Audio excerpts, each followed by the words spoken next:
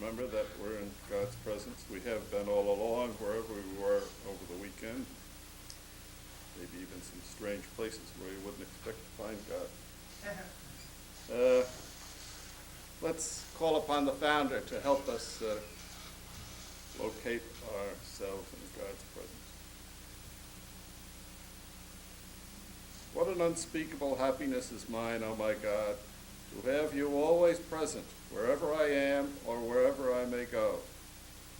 Should my senses rebel against my being in a certain place, the thought of your divine presence there shall make it sweet and pleasant to me. To be always in your presence and to think always of you, give me a foretaste of the happiness of heaven in this world. Grant me this grace, O my God. Amen.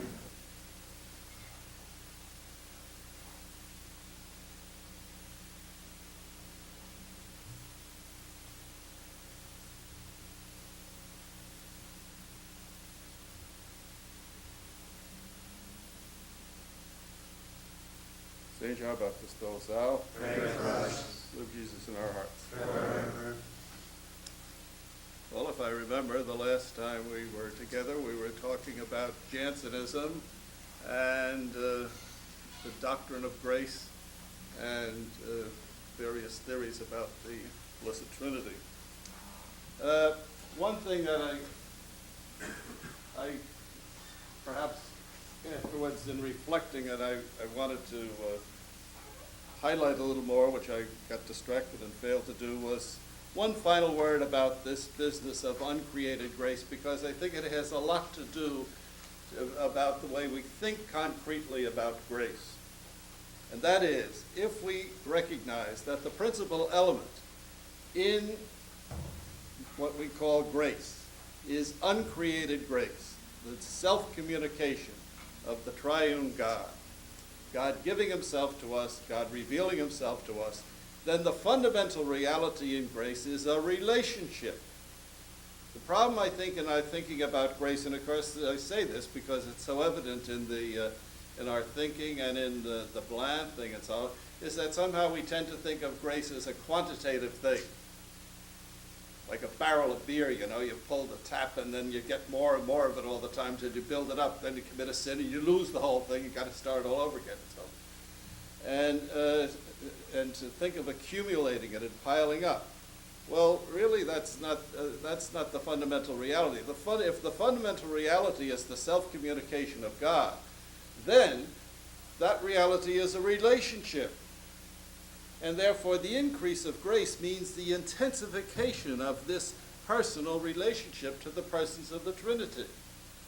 So when we talk about getting more grace, for example, the sacraments giving grace, or giving grace by the very rite of the sacrament itself, that means by the very participation in the sacramental liturgy or the sacramental rite, that this intensifies the relationship.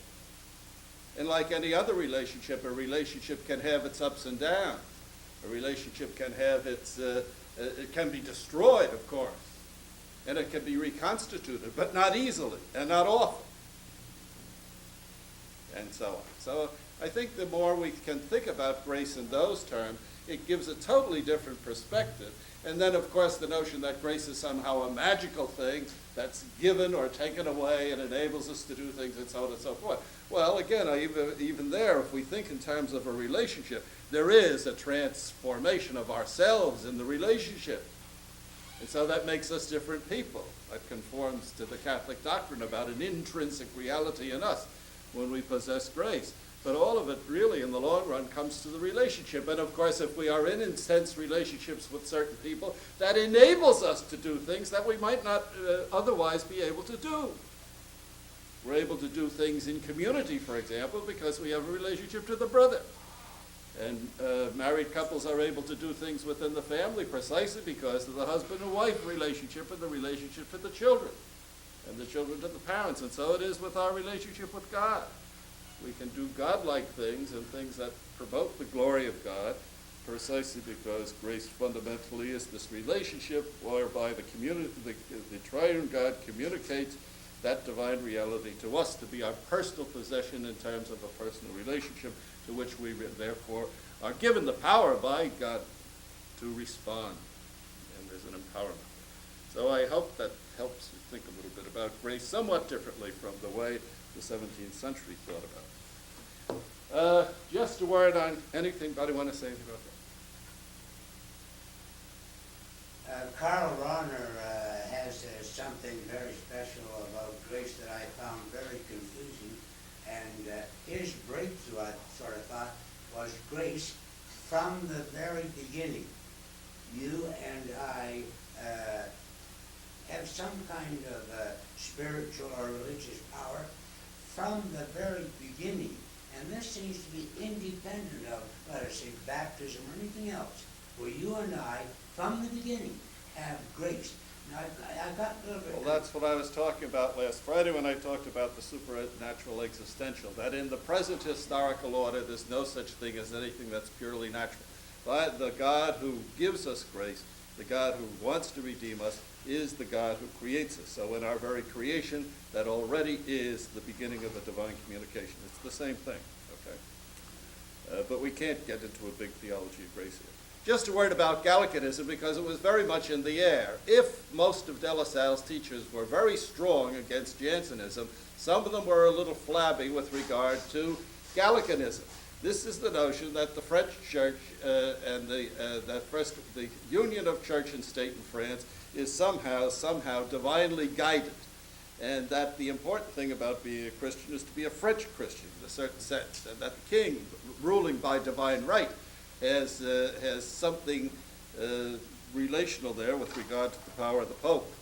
So in 1682, Bossuet was commissioned to put together these articles, which got to be known as the Gallican Articles. And just to give you a flavor of it, and now this created an enormous conflict with Rome, between Rome and Louis XIV, and a long process whereby, of course, the king finally had to succumb under the threat of interdict, and having all of the countrymen withdrawn from his jurisdiction, he finally had to compromise a little bit. But anyway, here's the idea behind Gallicanism. First of all, the king is absolutely independent of the Pope in temporal matters. Now, of course, we would say that should be taken for granted, but of course, that was not taken for granted by any Pope. I'm not even sure it's taken for granted by the present one, huh? But certainly up until the 1870, it was presumed that the Pope was a temporal sovereign, and since the Pope was the temporal sovereign with spiritual powers, he had more power even in temporal matters than the local authority. Secondly, that the council that a general council is superior to the Pope. And now, of course, we think that that's a terrible heresy, but on the other hand, who's the first Pope? If John Paul wanted to trace his papacy back, how far would he go? Peter? Peter wasn't a pope to begin with. The word papa doesn't get used exclusively of the Bishop of Rome until the year 1000. And the first Bishop of Rome to act like a pope was probably Leo the Great in the 5th century. And in the beginning, although we supposedly have the names of those early popes, the fact of the matter is that most all of the episcopes, the bishops, the overseers, were a collegial body, and so that there was not a bishop in Rome, but there were bishops in Rome. Clement of Rome, for example, was not the Bishop of Rome, but a Bishop of Rome, etc. Well, but to answer my own question, the present papacy dates its origin back to Martin V after the Council of Constance in 1415. In 1415, when the council assembled, there were 3 popes, 3 people claiming the papacy, every one of which had a valid claim. Now, of course, the Romans maintained that the Roman line was the legitimate line, but that's Roman ideology. Nobody knows which one was the right pope. The Pisa pope had been elected by a council when the other 2 were supposedly going to resign and didn't. The Roman pope had the claim of the Roman line, And the Avignon papacy had the claim that the Avignon papacy was founded because the election of Urban VI in 1678 was done by the force of the Roman mobs, and the cardinals were not free to elect a pope legitimately. So the Avignon papacy has a genuine claim. So all three had a good claim. So they got rid of all three in varying ways, one of whom was John the 23rd, by the way, who's now buried in the baptistry in Florence, if you go there. See the big thing up there? There's John the 23rd on the wall in a skinny little coffin. You know, it isn't the one that we know. Well, anyway. So the council elected Martin V on condition that he accept the power of the council to choose the pope, and that he agreed to call general council shortly after that. Big historical debate over that, of course, with the Latin canon. So the only sure thing, the only sure route back is through Martin V, who was elected by a general council.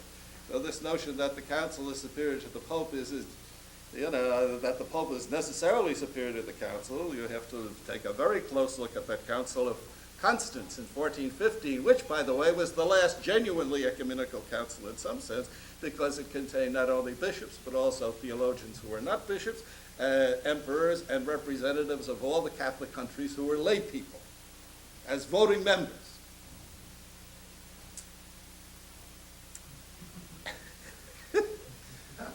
So as you can see, I'm a little bit of a Jansenist. I'm also a little bit of a Gallican.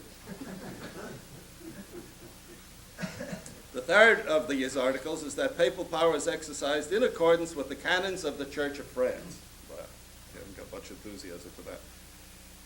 The fourth one is that papal decisions in matters of faith are important, but they are not irreformable, a word that comes up in 1870, unless they are made with the consent of the entire church. That in the long run, infallibility belongs to the entire church, which was a big discussion in 1870, and that's another very interesting question. You know, in the definition of papal infallibility in 1870 says when the Pope meets these, does it say the Pope is infallible? It doesn't say the Pope is infallible under these conditions. What 1870 says is that when these conditions are met, the Pope enjoys the same infallibility that Jesus Christ wanted his church to have. So the papal definition of papal infallibility is defined in turn, then it says, they are irreformable of themselves and don't demand the juridical consent of the church. But the definition of papal infallibility defines the Pope's infallibility as the same as that which Christ wanted the church to have. But it has never been defined what the infallibility of the church is. So the infallibility of the Pope, which is defined in terms of the infallibility of the church, which is not defined. So of course, the problem with infallibility, as I would say, is that it gets to be contagious. The old papal infallibility was defined in 1870, and the only infallible papal utterance we had since then was or one that could be recognized and claimed to be such, was the definition of the Assumption in 1950. And so we went. All of those popes have been reigning all those years without saying anything infallible. But it gets contagious because the Pope is infallible once every 100 years or so. We get the impression that he's infallible all the time. And then not only is he infallible, but all those functionaries in Rome get to be infallible. And then bishops get to be infallible. All the bishops get to. Or religion teachers get to. Brother Luke said, you know. Or Father Andrew Greeley said. Or Sister Mary Ignatius said. Or the priest told me in confession. We have a priest at our campus who teaches, he's kind of a philosopher type, Father Bozaga, but he knows next to nothing about moral theology. But if I express it, and I teach moral theology all the time, it's my specialty. Every once in a while, if I express an opinion in the area of moral theology, the brothers will say, well, I asked Father Bozaga, and he says that that's all wrong. I said, he doesn't know a thing about it. But he's a priest, is immediately the thing. Therefore, he's infallible. Well, enough of that. Cartesianism, Descartes effected a major revolution in philosophy in the 1650s. That famous quote, "I think, therefore I am," where he shifted the whole focus of philosophical thinking from looking out there and then abstracting from the external universe and coming to conclusions and so on. And he shifted the whole thing around by starting inside here and then going outside to the universe. It's called sometimes the shift to the subject. So that instead of philosophy operating from the side of the object, philosophy begins to operate from the side of the subject.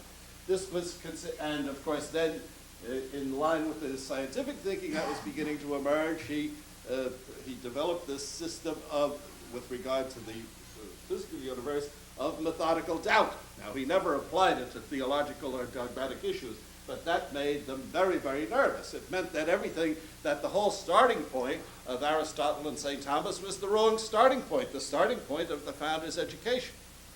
So Descartes was forbidden to be used in any of the schools in France at the time. They might have referred to him and so on.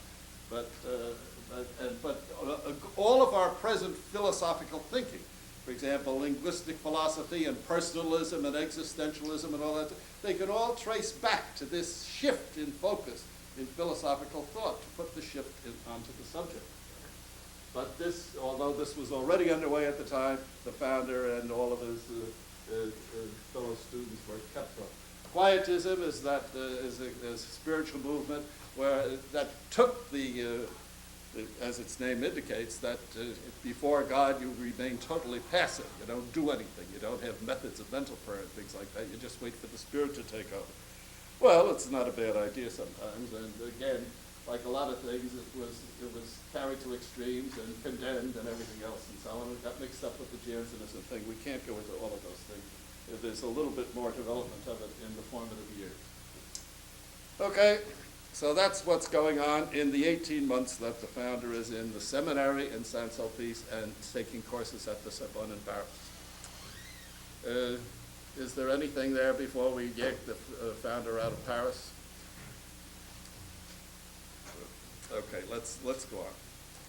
All right, so as we well know, in July of 1671, while he would have been finishing up his second year of theology, remember in France at that time, school went right straight into August.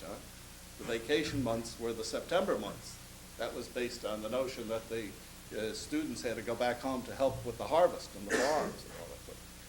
So don't think of the school year as ending in June, or as we do, in May, or even in July. They'd still be in school at this time of the year. So it was towards the end of that year of second theology, his first year at the Sorbonne, his second year of theology, that De La Salle learned of the death of his mother. Then he goes back in September, or in October actually, October the 10th, Feast of St. Denis, starts his third year of theology, and during Holy Week he learns of the death of his father. He stays at the seminary. It's not exactly clear why. After he hears the death of his father, to make the Holy Week exercises, that probably wasn't considered a good time to travel, and then finally he gets back to Reims shortly thereafter to find that he has been named the executor of his parents' will.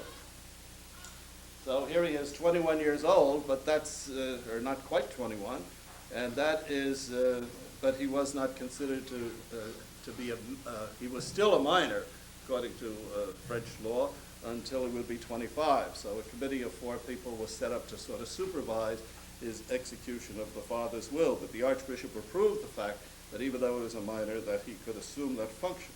And Gus has already said a lot about this, about the type of confidence that the father had in his ability to manage the family affairs.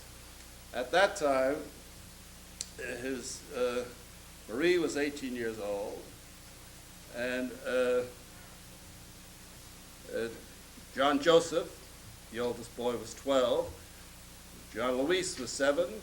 Pierre was 5, and young Jean Remy was just about a year and a half old, having been born the year earlier. His sister Rose, the other sister, had already entered the convent a couple of months before. So very quickly, Marie, the only girl at home, and the oldest of the other children. And John Remy, the youngest, went to live with grandmother Perrette L'Espagnole Moet. And so that left De La Salle with the three boys at home. But he had the whole management of all of the family finances, which were very complicated and very extensive. And Brother Augustine has already given you that marvelous document that Arose discovered, giving the account of his guardianship of his brothers and sisters and the great attention for detail that he had. Now, since he's straight out of the seminary and deep into the spirituality of the seminary, where everything centered on the business of spiritual direction and an intense spiritual life, he continued at home pretty much apparently the same type of schedule that he had in the seminary. He even introduced reading at meals and so on with his brothers and things like that, and specified periods of prayer for himself. He brought priests in with him and everything else and so on, but he needed a spiritual director. So very quickly, very early in this process, he sought the help of Nicholas Roland, who was a fellow canon. About 8 years older than the founder. The founder was 21 at this time. Roland would have been about 29. And Roland had become a canon of the cathedral a year before John Baptiste de La Salle. And so he takes on Roland as his spiritual director. Now, Roland is an interesting fellow. Roland had studied in Paris, and was in Paris in the parish of Nicholas of Chardonnay, which we've already seen, where there was a very intense catechetical activity and an attempt to run a really good Christian school, that Roland became acquainted with what Charles Damia was saying, the remonstrances to the wealthy people in Lyon. And so that, in getting that hold of that message, sort of, Roland then became aware of what Father Barret was doing up in Rouen. And so when he comes back to Reims, he very early made contact with Barret in Rouen, and he often went there to preach. He became acquainted with the work of Barret and made up his mind to try to do something similar, for Barret was most successful in founding schools for girls. So Roland decided that he would try to do the same thing in Reims. So he goes back to Reims and gradually assumes the management of an orphanage there, and helps the sisters and begins to shift their focus in this orphanage to turn it into a school and an orphanage for poor girls, and began to found a stable community of lay teaching women for this purpose. So Roland all along always had a kind of an itch. He was not happy just to be a canon and just to be going to the cathedral to say office all day long. As a matter of fact, he skipped rather often, as we know. And he was called to task for it once in a while because he'd always be off working with the orphanage or doing some other apostolic work. So here's where De La Salle gets a spiritual director, very different from what was going on down in Saint-Sulpice, a spiritual director with an apostolic itch, you might say. So the choice of Roland proved to be very significant. So during all of this period then, from 1672 until the founder is ordained in 1678, for this 6 or 7 years, Roland is a major influence on it. Now, it's possible to think that the founder must have undergone some kind of a vocational crisis at this point, although it could not have lasted very long. For one thing, his theological study is interrupted. If he was trained to see the will of God in events that happened to him, the death of the two parents and being saddled with the family finances and all that might have led him to think that he had made a mistake in the first place by not doing what his father probably wanted him to do, namely go into law. So he probably had to think that through, and he needed lots of advice and lots of help on it. And so Roland, of course, encouraged him very much. So the first thing that he had him do was to go back to school, to finish up, to make sure that he got credit for that third year of theology that he was in the middle of. And so he went to the University of Reims and ultimately got a certificate of assiduity to show that he had got credit for that year. So whether there was continuity between the courses and so on, nobody seemed to care very much, and we're not exactly sure how those courses jived. But at any rate, he did finish out the rest of the school year.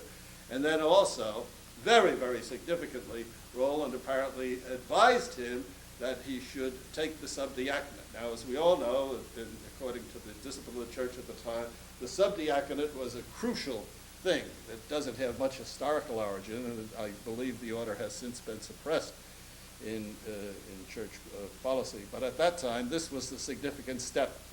I remember when I was going through theology, when my class were ordained subdeacons, and they were happy to be running around with the breve, as they say. Now we got to read the breve, and they carry it around all day long and make a big show out of reading the breviary. I suppose most, and of course then they spoke about this was the time when you got the iron pants, because you were committed to celibacy from there on in, and at the time this was considered a major order. So it was a decisive step, and all the more so because there were no ordinations to subdiaconate being held in Reims at that time, and he had to go shopping around, and he finally had to go to Cambrai. Now, both Bernard and Blain have this business all mixed up and the dates all wrong and so on. But again, Arose finally got the ecclesiastical documents attesting to all of these various ordinations. So we now know the correct sequence. But it was in June, he comes back to Reims in April, and by June he's already ordained a subdeacon. While that was going on, now according to the law at the time, all of the movable goods of the estate had to be sold at auction and the proceeds divided among all the heirs equally. So John Baptist de La Salle had to have this big public yard sale, if you will. The assessors had to come in and itemize every single thing that they had, and then put it all up for auction. And so I passed out last time that sheet from Alfred Calcutt, who gives us a marvelous little summary of the, I guess I didn't bring it with, yes I did.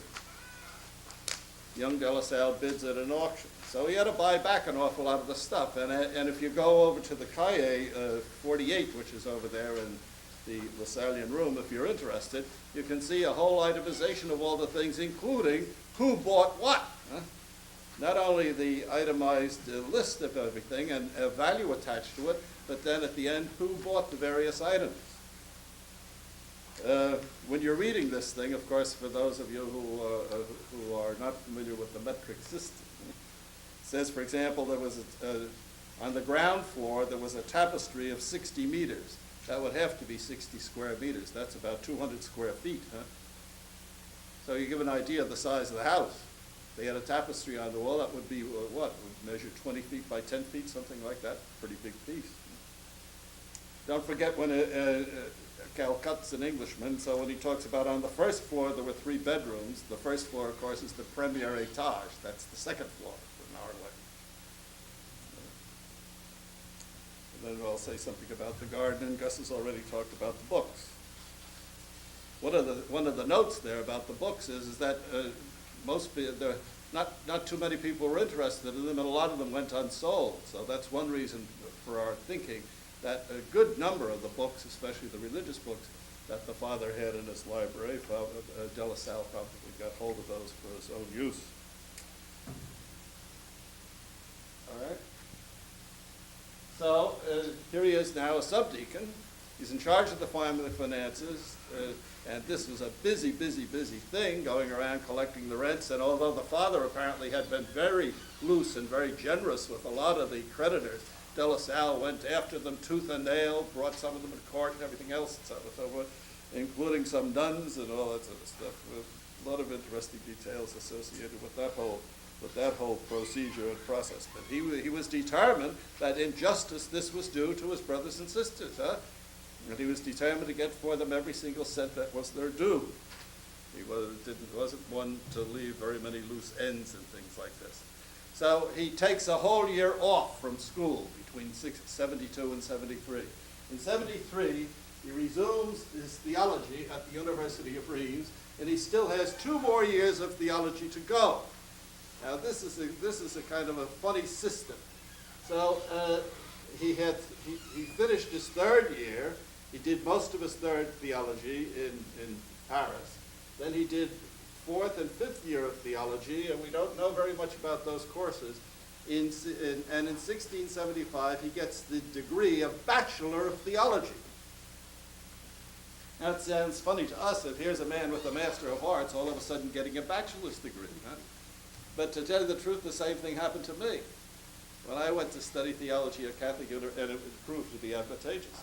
When I went to study Catholic theology at Catholic University in Paris, in Washington, not the founder yet,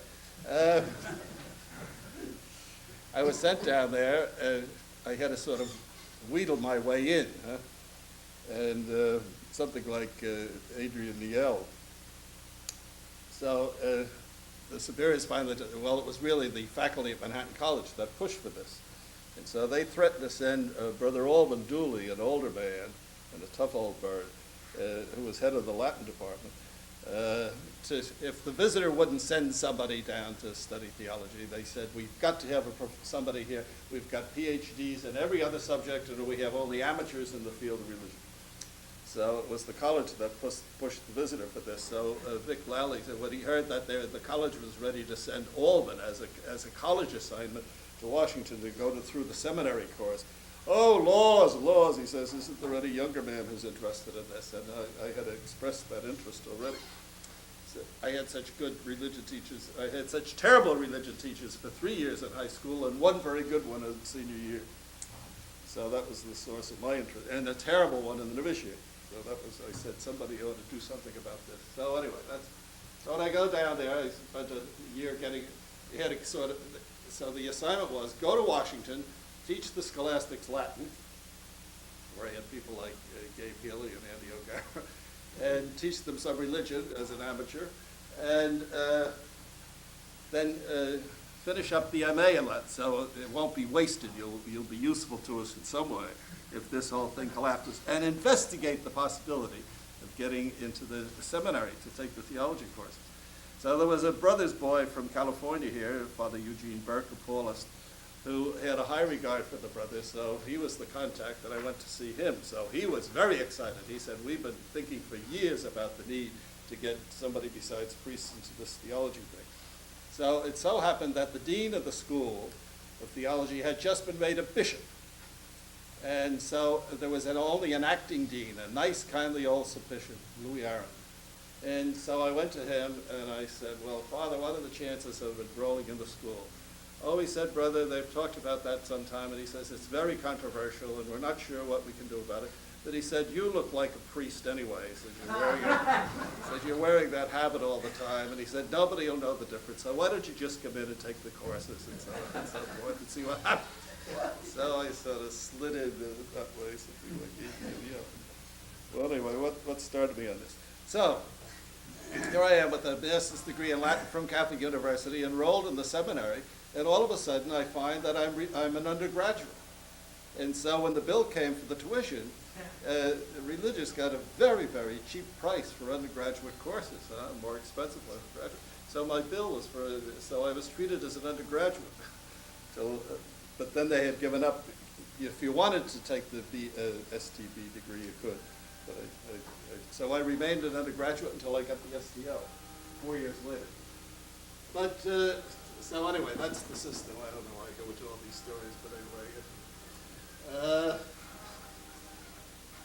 So he gets the Bachelor of Theology. Now the next step, of course, is to get the licentiate. And so by a strange sort of a thing, in order to get the licentiate in theology, what they had to do was go and take 2 years of courses in advanced philosophy. Back to the philosophy again. It's the craziest system you ever saw in your life, which he does. All right? And so in 1676, the next year, the courses don't. A lot of this was apparently done on personal study, and we don't have very much of the details about it. You can read what we know. It's all there in the formative years. But then we get this very interesting thing in 1676, where now, of course, Blount messes this up pretty badly, as he usually does. But we get this very interesting thing where Roland tried to steer him away from his canonry and tries to get him into parish work. Here's that Roland was really determined with this very. Now, of course, De La Salle is living at home. He's doing his studies part-time and all that. He's still a canon, going to the cathedral for all that stuff and so, and all this stuff going on in between. And here's Roland now decides it's time to get to parish. So he Now, it so happens that the pastor of the parish of the old St. Peter's, Saint-Pierre-le-Vieil, was tired of being pastor, and he wanted some freedom. He wanted time to study, and he had been one of the professors at the Collège des Bons Enfants, André Cloquet. So Cloquet wants out of the pastorate, and Roland gets wind of the fact that this is open. Also, there was a good friend of Roland, Father Rémy Favreau, who was really anxious to become a canon. But he had the title to the benefice attached to the chapel of St. Peter and Paul in the cathedral. The cathedral had all these chapels, and each one was a money-yielding, revenue-yielding benefice that they passed out to these various priests, all endowed. So he wanted to become a canon. So Roland concocts this scheme whereby he figures, well, wouldn't it be great to make a three-way move? Old Favreau De La Salle can take Cloquet's place. Cloquet can take Favreau's place and have title to that chapel and get out of being a pastor and so on. And then De La Salle can move up into the pastorate. Now, of course, he's only a subdeacon at the time. That didn't matter because his only obligation was to make sure that Mass was said in the parish twice a week. Very few pastors didn't function then the way they do now. So it looked like a kind of a good scheme, but they wanted to keep the whole thing on the QT. So they had a meeting in the neighboring diocese. The three of them met, and they got a lawyer they all signed a contract that this was going to work, and they sent the thing on to Rome for approval. Now, how they could do that without the approval of the Archbishop is an interesting question. But anyway, it was sent to Rome. Well, of course, Blain says that he contrasts the reaction of the Archbishop once the Archbishop got wind of it, and it might have been through pressure from the De La Salle family, and I interpret it that way in the book, but Arose now thinks that no, probably even the family didn't know very much about it. He thinks the real clue to the thing was Cloquet himself. When he found out that this benefice in the chapel, it required him to say Mass twice a week and to reside at the cathedral, he said, well, no, that's even worse than the parish. In the parish, I don't have to say Mass at all if I don't feel like it, and I can choose my own residence. So he began to have second thoughts about the whole thing. And so and that's probably the basic reason why it collapses. Although it's quite possible that there might have been some pressure from the founder's family if they got wind of the fact that he was going to resign the canonry. But of course, remember, the family this time are only the kids, the immediate family. But there would be the Mayafairs and all of the other relatives and so on who would not have been too happy with this type of arrangement. So that possibly is there in a small town like that. So at any rate, however, it turns out the thing was finally squelched. And so they annulled the contract, and De La Salle was informed indirectly through his brother in Paris that the Archbishop had decided against the thing. So De La Salle almost resigned his canonry and almost became a pastor of the parish at this point. Then that very same year, now all of that happened beginning in January. By March, De La Salle goes to Paris where the Archbishop is, and it was either on the occasion of dealing with this pastorate deal or shortly thereafter that he goes to Paris to be ordained a deacon. And he's ordained there by one of the bishops, not by his own bishop, a deacon on the 21st of March. So for the next 2 years, he's finishing up the required courses for his licentiate, and then he has this series of oral examinations. They're all detailed there, including the final public one called the Paranymph. If you have this, and some brother on the banks of the Seine in those bookstalls found this poster back, I think, around 1910 or somewhere around through there, and inviting everybody all over the city to come to this Paranymph. Now the Paranymph was the speaker. He was the one. His name was Paul Picot. And Paul Picot would get up and give a wonderful, big, long oration on the wonders of studying theology and all that sort of stuff. And then these people who had been subject to examinations all day long, he was the Paranymph, he was the bridegroom. That's what it refers to. He was the bridegroom for these new licentiates. And so there, the five of them, all of them, then were granted the licentiate degree. That's early on. In January, what's the date of that thing? There's someplace. And so by the beginning of Lent, John Baptist de La Salle is already now a deacon. He's got a licentiate in theology, and at the end of Lent, on Holy Saturday, he's ordained, not in the cathedral, but in the chapel of the Archbishop's Palace. And the Archbishop's Palace is right adjacent to the cathedral, and it is today a museum. And if you go in there to visit the museum, they have some gold plate and some cruets and things, all in gold, that were apparently given to John Baptist de La Salle on the occasion of his ordination. They're identified as such. Almost got arrested taking a picture of them one time. If I get to show my pictures, you'll see a picture of some of that. And then he said his Mass the next day in the side chapel, the Lady Chapel of the Cathedral of Reims. And in 1951, on the 300th anniversary of the founder's birth, the brothers in France had a statue put there of John Baptist de La Salle. So if you go to that chapel today, that's probably where he said his first Mass on Easter Sunday with a very small, it's a very, very small chapel. And it's probably a very small crowd. Okay, so now we got de La Salle ordained finally. Any question about this? Yes, Bert? He was 11 years as a canon and been ordained, and presumably no one was pushing him to become ordained. Could laymen be canon? Well, he was a layman technically. Well, he was. It depends on how you define layman. You would have to have had the tonsure, huh? So he was tonsured. So in canonical terms, he was considered an ecclesiastic. But he became a canon before he had any of the minor orders, for example. So could he have? He could have stayed there forever. Oh yeah, but there would have been tremendous pressure on him to be ordained. I'm quite sure of that. Most of them were. Even the peer pressure would be tremendous, huh? And there's some evidence that the younger canons who were not yet ordained, a lot of pressure. They were sort of second-class citizens, and a lot of pressure. You know, children should be seen and not heard, and all that stuff, and go and do your studies, et cetera, et cetera. So, you know, the treatment we used to give young brothers. Not anymore. We cultivate them. They're too precious. Yes, Fred. A question about the title. Yes. I think that there's formative years right up to the reception of the doctorate, and it was after he was ordained that he did receive the doctorate, perhaps 1 or 2 or 3 years. Is that true? We'll come to that.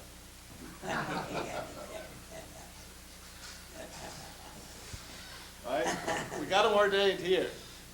It's over here, okay? Can you see over this side of the board? So now he's a priest. And at the tail end of that book on the formative years, I have a couple of, because his life changes radically once he meets Adrian DL, which he will do before the morning's over. But, so now here he is, 1678, a priest canon. All right? He's been a canon for the last 12 years.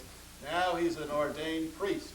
But because he's a canon, of course, he doesn't get assigned to a parish or anything like that. So you have to think a little bit differently according to the customs of this time. So, first of all, he's the executor of Roland's estate.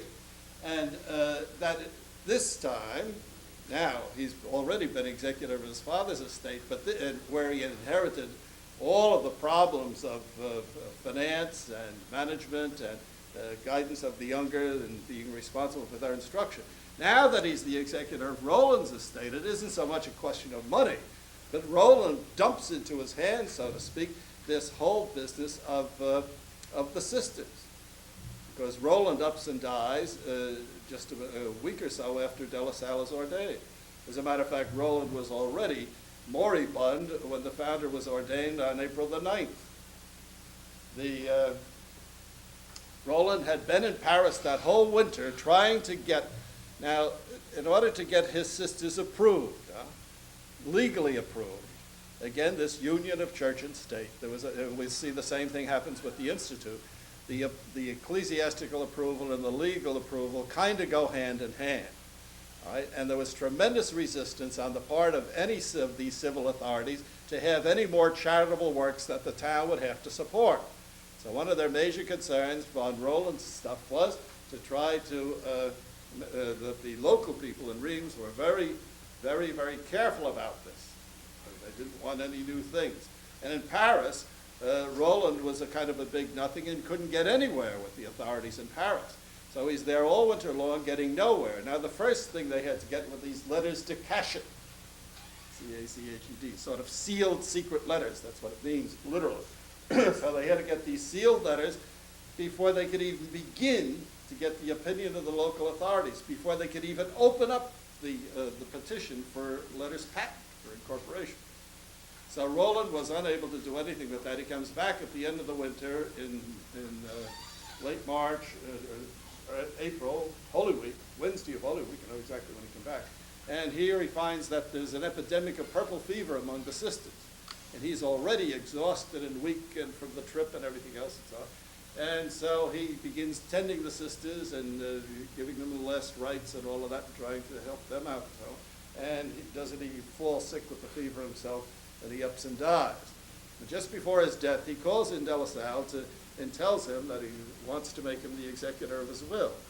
He and this Nicolas Rogier, another young canon, who apparently at the time was not yet ordained. And so De La Salle agrees, and Roland dies at the age of 35. And here's De La Salle with this whole thing. And now, there's a good analysis of that in there. It depended on Rose, of course, but there were all sorts of other people.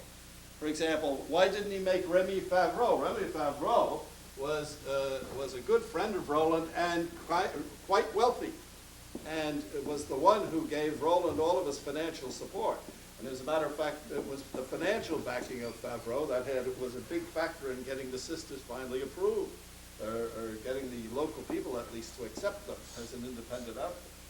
So he could have. There was Guillaume Rogier, one of the older canons, who was also a good friend of Roland's, who was more experienced and so on. De La Salle was not eligible, for example, to be the superior of the sisters because he was under, according to canon law, he had to be 30. And he wasn't quite that yet. So there's all these problems. But anyway, Roland apparently was determined that he was going to get this man into apostolic work somehow or other. And so his first attempt failed, but his second attempt works as a dying wish. So De La Salle sets about this immediately. The Archbishop agreed to let him be the executor of the will for the finances, and he agrees to let De La Salle take charge of getting the sisters approved, but he appoints Guillaume Rogier to be their superior. But he was already the pastor of a parish, so effectively De La Salle became their chaplain and came to say Mass for them very often. So De La Salle sets very assiduously, Bland loves that word, assiduously gets about the business of getting this thing approved. Now the first step were these letters de cachet. And all of a sudden the Archbishop, now that Roland's out of the way, the Archbishop gets interested. And so within 2 weeks he had the letters de cachet from Rome. His brother was a big minister in the court of Louis XIV, and the letters de cachet came very, very quickly. So De La Salle could now act. So he had to get together all of the superiors of the religious houses, all of the city councils and everything else, and all that summer in the month of August, here he is trying to win them around to get their nihil obstat, to get their kind of official approval so that the request could be forwarded to the king. And ultimately it's successful, and finally on the following February, the letters patent arrive so that the sisters are now legally incorporated and given a certain independence. The conditions that, though, and of course De La Salle had to be very careful here because he wanted to be faithful to Roland's vision, but at the same time, he had to put things in there that would satisfy the authorities. For example, that the sisters would not be dependent on the charity of the town in any way, that they would always remain lay women without cloister and without vows. Interesting. Because they didn't want to start another religious congregation with all the benefices and dowries and everything else attached to it. So there were an awful lot of those things. That they would, that their numbers would never exceed 20, and the limited number of students that they could take into the orphanage, etc., etc. the copy of the document, the letters patent, the sisters still have. If you go to Reims, the sisters are very, very generous and hospitable. If we ever get a Buttimer 4, we'll have to go visit the Sisters of the Infant Jesus. And they're very nice to you. They take you in, and they know you're a brother, and so on. And so they'll take you all through the house. And there in the main parlor, there's two big pictures, one of De La Salle and one of Nicholas Roland. These are our two founders. Huh? Then they bring you downstairs where Roland's buried, underneath the floor of their chapel and so on. And so they're very, very nice to you. And at one point, this nun brings out this big white box, you know. And square box, she opens the thing up. Yeah, you jump. There's the head of Nicholas Roland at the box. They took a death mask of him, huh? And this little mustache and so on. He looks like he's only about 35 years old. But then they'll trot out of the box the letters patent. And there's the letters patent with the signature of De La Salle and the signature of Louis XIV and all the rest of it. So it's an interesting experience to visit. Yes, of course. Could you comment more about the aspects of their life? They were not cloistered and not members of another religious order. How did that fit into the times? Well, that was part of the trouble, huh? Because it was something similar to what De La Salle was doing. It didn't fit the canonical categories, and interestingly enough, there was no question here of going to Rome about the whole thing either. Huh? So I've summarized it here. I suppose over time they had to give that up. Oh, well, little by little they expanded. But to bring that up to date, by the way, Yves Poutet, Brother Yves Poutet, is now the vice postulator for the cause of Nicholas Roland, and it's moving along. Huh? But the problem they're having with it is that Rome is reluctant to move that process too fast, because they say, well, what meaning does this have apart from the Diocese of Reims, because they always remained a diocesan congregation, which of course is what Lasallian wanted to do with us. So I don't know how far Poutet has gotten trying to overcome that obstacle, but that's why he asked any brothers who were interested to write to him or write to Rome and say that Roland was very significant, that the significance of Roland is the impact that it had on the brothers of the Christian school. So I think I'm a little fuzzy about the exact conditions here, but I think I mentioned some of them.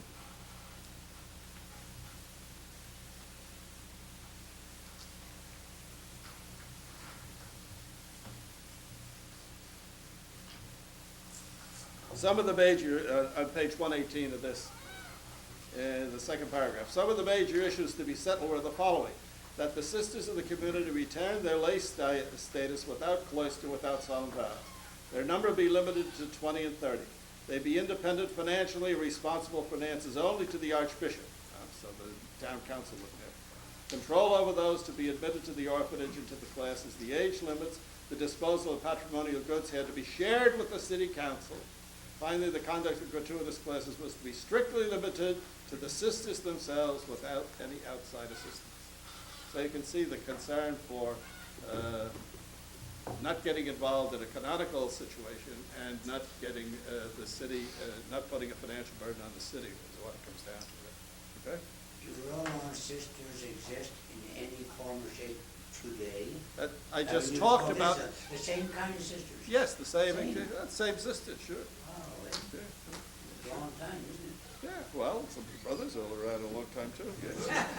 Sisters, they were complaining at the council that they don't want any more sisters and so on. There's so many of them, you see. They were worried that they would be a burden, you see. So I thought perhaps. Oh, no. And the Sisters of Providence of Barret, I think they still exist. And the Sisters of St. Charles, founded by Damien Lyon, they still exist. An awful lot of those small French orders of sisters. Yeah. Okay. So De La Salle is successful in his role as executor of the estate of Nicholas Roland. He becomes a doctor of theology. Now, when they had this paranymh, they were ranked. And the best evidence is that De La Salle was not ranked as number one. That this, and there's a big fight here between Boutet and Arose over whether De La Salle was the smartest of the lot or not. But anyway, Boutet always tries to tone down a little bit. You know, I don't think he has much respect for the founder's intellectual accomplishments, and I'm inclined to agree with him a little bit. He was not a brilliant theologian, certainly, or a brilliant scholar. I think Gus has already, I think, made clear those facets of his personality and of his character. But at any rate, the ranking was important because it was expected that within 2 weeks they could apply for the doctorate. Now again, I had this kind of similar experience. That, and now you raised this question before, Frank. But in the Paranymph, those examinations were very rigid, and they would have to defend theses orally. They would have to take some kind of a specific proposition.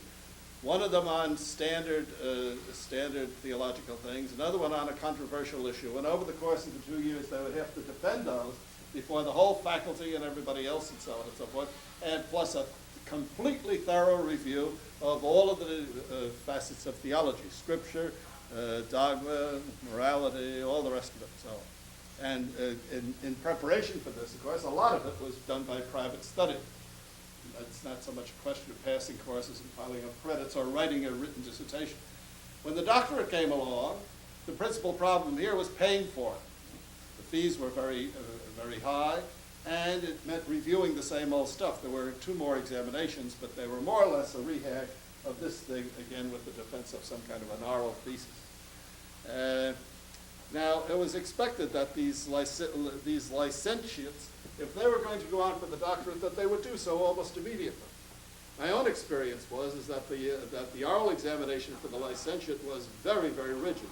We had, and it's the same thing. We were given 100 printed theses in Latin covering the whole field of theology, which you had to be able to defend any one of them. Then you went in for an oral exam. They never trusted. One of the reasons is that people cheated all the time, so they didn't trust anything right. So you had to sit in front of a board of 4 professors and be able to spout at great length and develop at great length any of these theses, any one of the 100. And they'd usually pick out 1 or 2 in each area to see if you could handle all that stuff. So that was when it came to the doctoral thing, if I remember, I took another course or 2 just for the hell of it. But then all of that in my time was a written dissertation. And so by the time you came to defend that, you knew more about it than the professors did. And if you had any sense, that was a minor thing. So that was somewhat similar in the founder's time. To go on for the doctorate didn't mean much more except paying the fees and reviewing the material and being subject to another exam. But almost everybody did it within, according to the sequence, within 6 months or a year. He delayed. Now, why did he delay?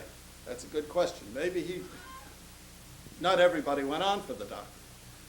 And it's interesting that he decides to go for it in 1680, when he's already somewhat involved with Yale. So maybe he wanted to, I think the best guess is that he wanted to keep his options open. Now, Blanc says 81. Rose and everybody else thinks that can't possibly be right. It's too long a stretch for one thing. And my affair says 1680, and that's probably correct. So at any rate, he gets the doctor's cap in this solemn ceremony, and so now he's a doctor of theology in 1680. Yes? Just to give a little more detail, De La Salle was the executor of his father's will from 72 to 76. In 76, because he was getting ready for his ordination and his STL, he turned the guardianship of his sisters and brothers over to an uncle who kept it from 76 to 80. And then De La Salle took up the guardianship again in 80 for the next 4 years. That would be a strong argument for saying that he took the doctorate in 80, and then when he finished the doctorate, he once again took back the. Now, the only one of the 4 accounts that has survived, 4 different accounts, twice by De La Salle, twice by his uncle. The only one is the first one, 72 to 76. Interestingly, the others were there, someplace in the file. But he gave it up again. give his full time to his brother. Remind me to say something to you about that after. Yeah. Just say it now, I don't mind. No. Well, I have, in the book here, it's just the detail about the uncle. In the book here, I say cousin. There are a couple of people named Nicholas L'Espagnol. Right? His mother's, who was his grandmother, Perret Espanol, her brother, which would have made him his uncle. No, his mother's brother, Nicole, had a Nicholas. All right. I have to get this. I have to get it straight again. But then there's another Nicholas, who was a cousin, but the descendant of another. Was it Nicholas Espanol? Nicholas L'Espagnol. That was, I think, one of the original four Yes. guardians. Yeah, but was that a L'Espagnol or was it a Moet? See, if it was his uncle, it would have to be a Moet, wouldn't it? Anyway, so that uncle-cousin thing, and I forget now whether uncle is right or cousin is right. That's why we'll have to look at that. It's not terribly important. The family was displeased with the second time that he took over the. Yes. And of course, by this time, the brothers were probably, the school teachers were probably already in the house. And that may be another reason why I wanted to do that, to reassume control. Okay, so that's 1680. So he's a doctor of theology. He's a minister. There's a couple instances of where he received converts from neighboring dioceses, so he must have been pretty effective in the confession. And of course, he's saying Mass, and Blain has a lot of stuff about the intensity with which he celebrated the Eucharist and how people like to come to his liturgies, of course, with his back to the people. There's that interesting story. Did you all read the story at the end of the thing about the time he blew the whistle on the cannon? Did you get to the end of this? That's a lovely little story, and Blain refers to it very indirectly. It's on page 19 of Blain. On one occasion, the young minister of the Lord gave proof of his zeal by censuring an ecclesiastic who gave bad example. This led to his being criticized and to a good deal of gossip on the part of those idle people who make slander their habitual occupation and never inclined to give a verdict in favor of piety. De La Salle tried in every way to make this man realize what he was doing when he said, well, of course, the thing is, one of the canons was shacking up with a servant maid. And so De La Salle blew the whistle on him, and now My Affair has the same thing. In the Quinn's translation of My Affair, he misses this whole point. He misses the point of what it is. It's a mistranslation. But the one you have, I think, is accurate. But so De La Salle blows the whistle, but apparently the reaction in Reims was terrible. Everybody kind of knew about it, but this was, you don't do this. You don't wash your dirty linen in public, et cetera, et cetera. So, of course, the guy denied it, and they set up two canons to investigate who were on the fellow's side, so De La Salle wasn't satisfied with that. They insisted on changing the thing. The fellow denied it and denied it and denied it. But finally, they got, after a long process of a year, they got the servant girl to testify. And so that did it for the old canon. And so the poor old canon was condemned to spend a year at a seminary and deprived of all of his faculties and everything else and so on and so forth. But he never did any of those penances, and he just moved to another diocese. And as Blain says, instead of changing his life, he just changed his residence. So there was a little bit of clerical hanky-panky going on in those days, too. Okay. So that brings us, I think, to here's De La Salle now, and at this point in his life, and he's a priest and very comfortable and happy and all that sort of stuff. But in 1679, he happens to go to the sister's place, and who will he meet at the door? What will come? Now, see, Blain does this too. Huh? What will come? What will happen when he comes to the door of the sisters? Who will he meet there? What will the consequences be for the future? Well, come back at 11 o'clock. Business of the guardianship being handed over. If you look up in the right-hand corner, there are the founders' grandparents, but maternal grandparents. Jean Moet, the Seigneur de Bruy, Rouillet and Perret l'Espagnol. Perret l'Espagnol had his grandmother had one brother whose name was Nicholas. Perret's brother, Nicholas, had a son whose name, surprisingly, was Nicholas. That would put that Nicholas down into the generation of De La Salle's mother. All right, and so that Nicholas is the nephew of his grandmother, which means, therefore, that Nicholas, the son of his grandmother's brother, is a first cousin of his mother. All right, and so that would make him a second cousin of De La Salle. And I'm pretty sure that's the Nicholas l'Espagnol who was. If it was his own uncle, Nicholas Mo, there was a Nicholas Moet who was his uncle, huh? But that would be Nicholas Moet. It would not be Nicholas l'Espagnol. I think that's accurate. Well, okay. We finally come to talk some seriousness about our good friend Jean-Baptiste Blanc.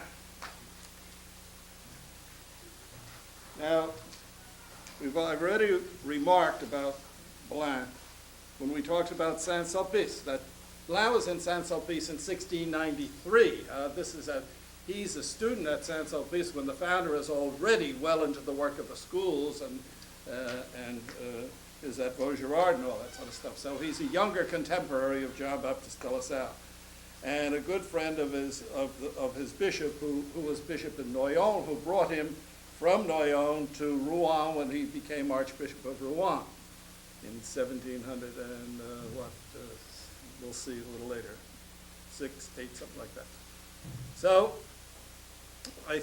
now that you've read one whole book and part of another one, I guess you all did, in between other things over the weekend, so let me just point out to you some things that I'm sure you've already noticed about Blanc as a source. First of all, what literary genre would you put that pretends to be biography? But of course, the instrument of biography here, I would say, is much more rhetorical than factual. There's no question that he's writing this biography in order to help.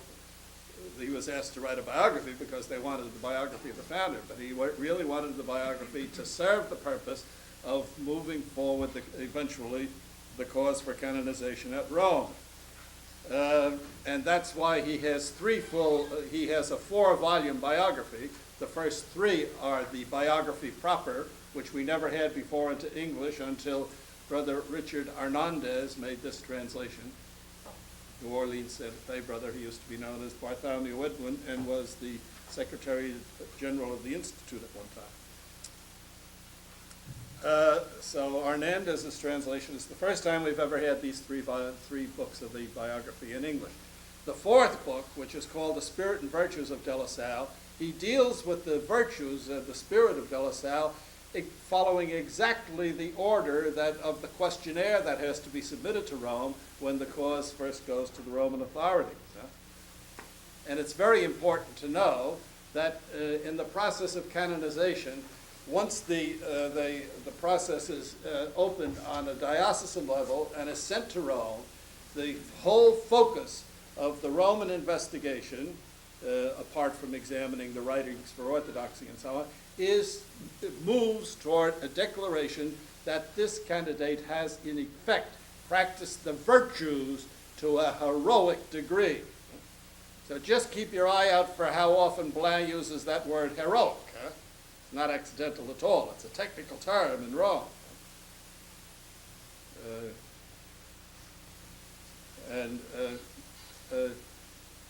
I should mention, by the way, that there are 2. Not only is the cause of Roland before the authorities in Rome at the present time, but so also is Father Barret, and that's moving along pretty well. And Father Barret's virtues have already been declared heroic. So also have those of Brother Exuperian, that tough old assistant who did a number on the American brothers, including telling several lies in the course of the discussion on the Latin question. But that's something else. So anyway, so this whole thing is put in terms, the first characteristic of Bland that I'd like to mention is drama. Everything is high drama. He would have made a wonderful author of Western odors, huh? Because you got the black hats and the white hats. You've got the devil working against providence, and providence working against the devil. You've got nature fighting with grace all the time. Huh? You've got vice fighting with virtue. And you've always got and De La Salle, of course, is always the hero, and anybody else is a villain, even the good guys. So it's all very black and white. Although they're not wearing black and white hats, they might just as well be. Notice how often he uses the word perhaps. I noted on page 116, I think he uses it about 5 times. And then he also says no doubt, or we can be sure, or seem to be. And if you look for the weasel words, you'll realize all of a sudden how shaky the ground is on the factual basis for some of the things that he's doing. So speculation would be another important element. One of the things that must strike you very clearly is he's not the least bit reluctant to pass judgment. He knows what the devil is thinking. He knows what God is thinking. He knows what De La Salle is thinking. He knows who has pure motives and whose motives are less pure, and whose motives are, and who the people are. He knows everybody's motivation, inside and out. Another quality, lack of sequence. He can't keep the facts in straight order. He confuses one thing with another. He puts things before that should come after and things that come after before, and so on and so forth. He anticipates a great deal. Once he gets onto a story, he has got a couple of little facts in front of him or some notes or something, and he can't wait to tell the story even though it doesn't fit. So once he gets going on something, he kind of tends to pursue it all the way to the end, and it knocks the chronological sequence out of whack terribly.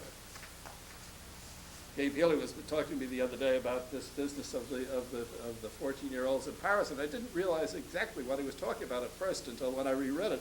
I realized that when Bland is talking about that junior in Reims, then he brings them to Paris, but he's going to tell you that all over again when he gets into the contextual situation. So that's very, and then of course he's great for coming attractions, in the mind of a movie serial which we used to have in the old days. Will he do this? What is going to happen next? Will he be able to withstand the assaults of the devil? Etc., etc., etc. Trying to get you interested in reading some more. One of the things that you might not notice is we sometimes use the word commonplaces.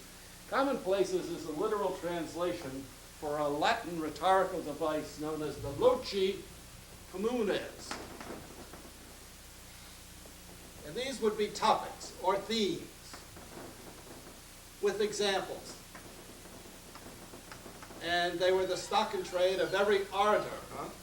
And of course, Bland was, as a canon in Rouen, was especially, was one of his major assignments was to go around giving these orations on solemn occasions. So he was an orator in the classic sense. So therefore, he would have his stock and trade. He would just pull it out of his hat. He would have a treatise on humility and a treatise on providence and a treatise, and of course, coming out of Saint-Sulpice, needless to say, humility and obedience would be his stock and trade. So all he has to do, and when something like that comes up, is push a button. So you get the whole thing up, and he goes on and on and on and on, and he uses examples, and he uses them over and over and over again. We'll see that business of the absinthe, for example, twice. And look at the number of times he has them throwing mud and stones at the brothers. That probably is related to an incident that took place in Rouen that Bland knew about. But he has them throwing mud and stones at least 16 different times in 6 different times in Reims. So they're always throwing mud and stones, and humility and humiliation, all this other stuff. You get the impression that the brother could hardly walk through the street for crying out loud in this ridiculous-looking garb, which didn't look that. You get the idea. So he's got classic defensive apologetic arguments for some of these themes. It's another part of the loci communes. So, for example, he has a big defense of the spiritual director. Big long thing on that. We'll point out some of these in context. He on this business of teaching the poor, and who are the poor? We haven't seen much of that yet, but when he gets to Paris, well, He has a regular thing on that he goes over and over and over again all the time. He has a thing on the habit. He has the thing on the priesthood. He has the thing on the novitiate, and so on and so forth. So these themes, every time it's appropriate, he just gets into his oratorical mood and pulls this out of his head, more or less. He's got all memorized already, so we have to put it down. There's a lot of contradictions. And this is one reason where I suppose there's some disagreement between Brother Augustine and myself on some of these things. For example, about his spiritual direction. How docile was it? Well, he's docile, but then he goes shopping around till he gets the answer he wants. Or he left the brothers free to decide. But then he's got it all rigged in such a way so that they're going to decide the way he wants them to decide. So there's a lot of that. He says De La Salle wore the habit all the time, but then in another place he says as soon as he wasn't teaching anymore, he put the habit aside. And then the business of the vows, for example, he gets very contradictory there, whether he for 3 years or 1 year or what. With regard to the founder, Bland's picture of the founder, there are two things that keep popping up here all the time. First of all, the word heroic, I've already mentioned that. But I think, and I'm inclined to think that this is true, because as the founder goes through all of his various trials and troubles, he's consistently stubborn and hard-hearted. He's got his mind made up, and he doesn't yield.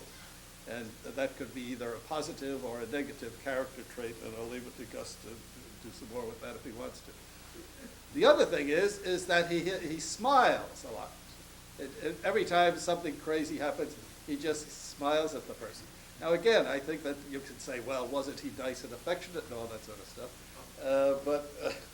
But the smile can be sort of sardonic smile too, as much as to say, well, foolish grin. So you can do what you want about the smile, but that's very often his reaction, he just smiles. Once or twice he laughed out loud. That's more Gus's today, though. Right. So those are some things.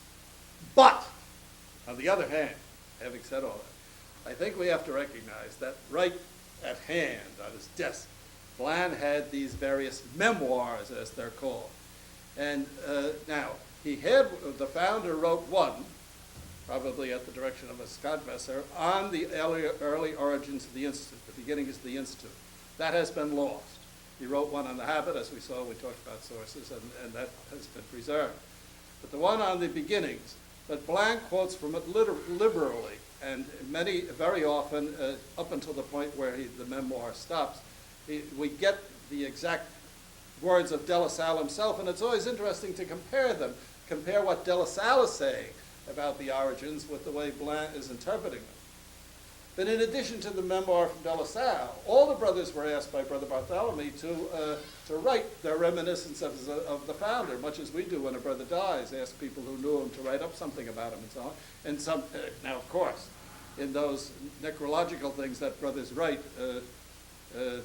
nihil de mortuis nisi bonum type of a thing, you only speak good of the dead, and they're practically canonizable saints, some of them, and you say, is this the man I lived with?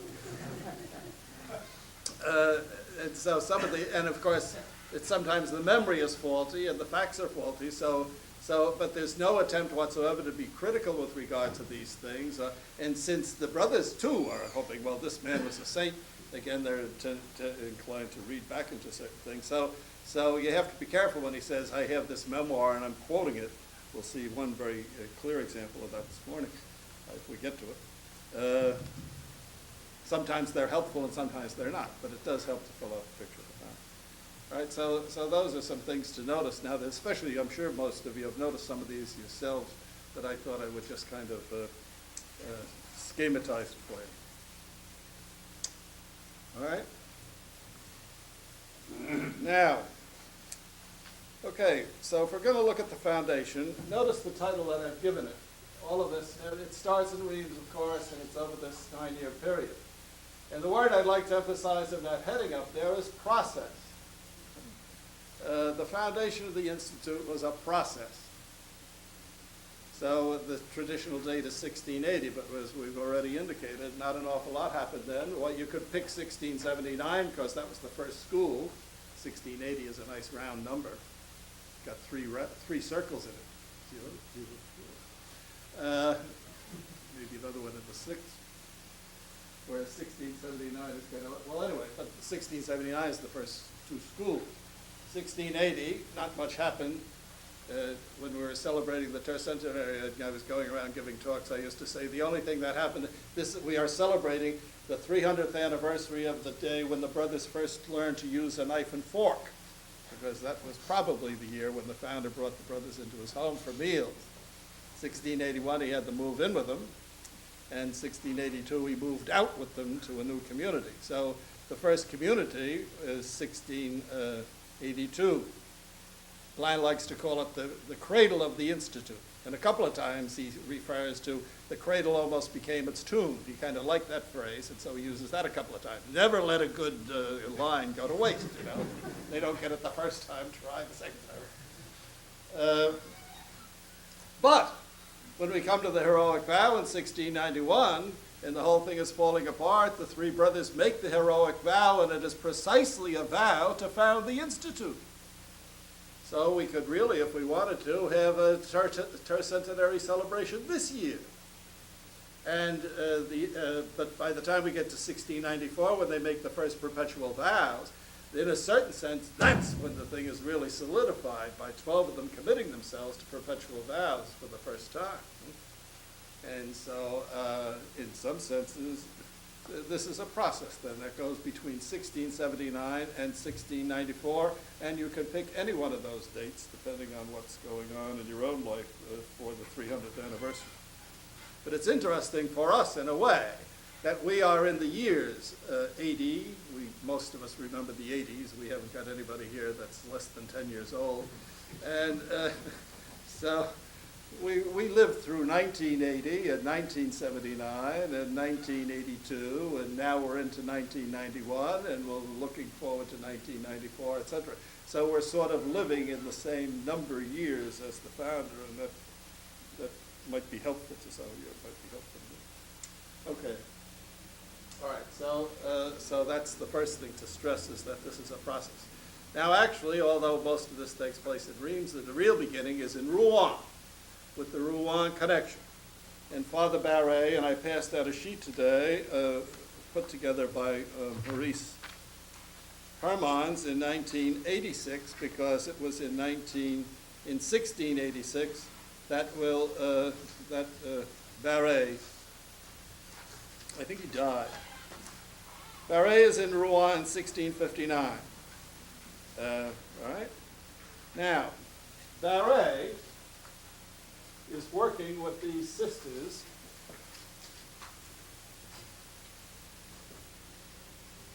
who will eventually become the Sisters of Providence, with schools for poor girls in the General Hospice. Right? And Barret and those works are supported by Madame Maillefer. Right? And it's so successful with the girls that Barret is trying to get Adrien Niel interested into doing things for boys. Then, of course, Niel comes to Reims. He gets involved with De La Salle, who then is involved with Niel, and then all of a sudden you get De La Salle, and De La Salle alone comes out of that. No, I didn't include that one.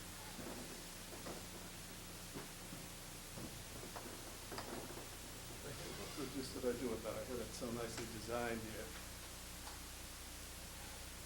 Yeah, let's do it this way. So out of the Niel thing, we get Niel and De La Salle.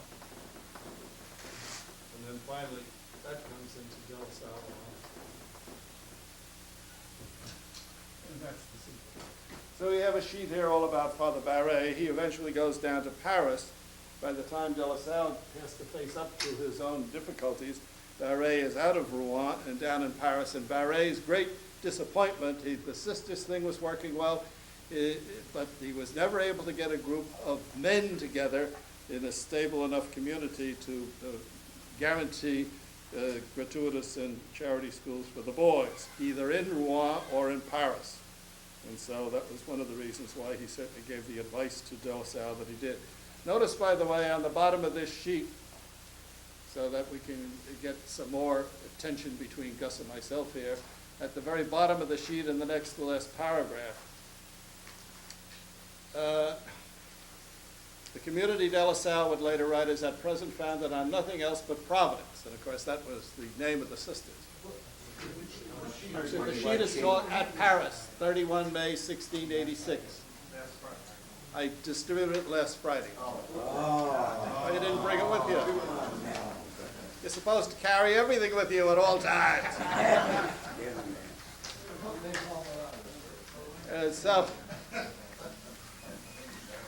So it says, this at present would last for the entire lifetime of De La Salle, no matter how decisive they may have been during these early years. These directives of Father Barret do not warrant making of the religious minim a true spiritual director of the canon of Rheims. Bernard and other biographers, furthermore, are quite explicit in this regard when they make, and with what authority, this director intervene in the transactions of renouncing his canon. A simple counselor, if you will, Father Barret is not less than one of those who helped John Baptist de La Salle recognizing the will of God. So again, it's that question of what exactly you mean by spiritual direction. He would go here and there for counsel, et cetera, and as we'll see, one of the problems we have to deal with is this conflicting counsel that he was getting from some people and the role of a spiritual director in finally determining what it was he would do. Okay, so I passed that out Friday to be a little bit ahead of time, and I thought maybe we might be a little further along Friday than we got to be. Okay, so we have that business going on in Rouen, and it's out of that situation that Niel comes. Now for Madame Maillefer. God, more people ask me things about Madame Maillefer over the weekend. Now, what did I do with Madame Maillefer? Suppose we take a look at some of that. Yves Boutet's masterwork, as a matter of fact, his doctoral dissertation, and his best all-inclusive work, is entitled in French, The 17th Century Origins of the Brothers of the Christian Schools, and it's in 2 volumes. There's a big, long footnote on page 628 of the first volume on Madame Maillefer. Now, first of all, this is another struggle Gus and I have sometimes. In this account, in the French text of Blanc consistently calls her Madame de Maillefer, and you sometimes see that. When Hernandez is translating, he drops out the de, but it's there in the French, because he's trying to bring it up to date, because we know that she was not de Maillefer, she was simply Madame Maillefer. And that's always the tendency with people translating, to try to bring the translation up to kind of so make it more intelligible or more up to date. But then you destroy the source in a certain sense. It's also interesting that Blanc consistently calls the founder de La Salle, whereas within the original French text, it's always M. de La Salle. Now you can't very well translate that into English, Mr. de La Salle, because it wouldn't work. And the only equivalent would be father, again, so I think in there, in a certain sense, he does the right thing by simply saying de La Salle, or maybe could put M. de La Salle. Anyway, Madame Maillefer was not a de Maillefer. But Blanc is writing at a time when her son, their only son, had become a squire, and he was Monsieur de Maillefer. So he's tacking on to the mother a title that was in the family only afterwards with regard to the son, which is a first kind of a clue as to how reliable he is here. So that's on page 35. Now, she was of a wealthy family in Rheims. She was a distant cousin of the founder. If you think it's important, I could do the genealogy for you. The summary of it would be this. Madame Maillefer, born in 1623, died in 1693, so she was 70 when she died. She was born Jean Dubois. She married Ponce Maillefer, who died in 1681, who was a draper in Rouen. The aunt of Ponce Maillefer, Rose, married Simon de La Salle, the uncle of John Baptist de La Salle. So her husband's aunt, right, was was the founder's aunt, married to the founder's uncle. So the grandmother of Ponce Mayfair was Jean de La Salle, whose father, Eustace de La Salle, was the brother of Francois de La Salle, the great-grandfather of John Baptiste de La Salle. In other words, the great-grandfather of Ponce Mayfair and the great-grandfather of John Baptiste de La Salle were brothers. Now, you can figure that out if you want. As I say, I learned all this from canon law, that when you want to get relationships, you go back to the common ancestor. So you can see that the relationship was very distant and almost completely by marriage. Okay, so we go to page 36. She was born in Reims of a wealthy family. She married Ponce Mayfair, city controller of Rouen. That's not true. Her son was the city controller of Rouen. Ponce Mayfair was a draper. He was in the clothing business. Ha! So, she erected a statue to herself. Baloney! She had a mannequin, of course. Her husband was a draper, and she had first crack at some of the nice clothes, needless to say. And of course, Bland says at the end of that second paragraph on page 36, she went to church more often to show off and make display of her vanity before the eyes of high society, which likewise worshiped there, than to find admirers rather than to adore God. Well, now, come on.